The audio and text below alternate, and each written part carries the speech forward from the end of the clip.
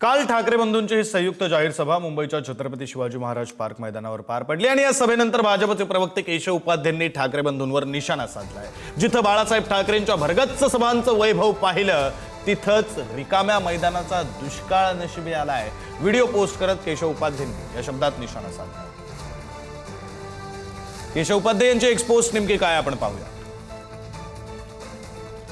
जिथं माननीय बाळासाहेब ठाकरे यांच्या भरगच्च सभांचं वैभव पाहिलं तिथंच रिकाम्या मैदानाचा दुष्काळ नशिबी आला। नेते गेले, कार्यकर्ते गेले, जनताही गेली।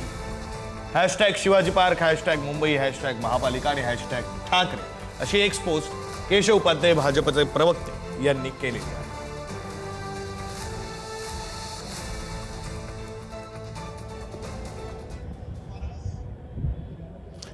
या पोस्ट सोबत त्यांनी जोडलेला हा व्हिडिओ सुद्धा आहे।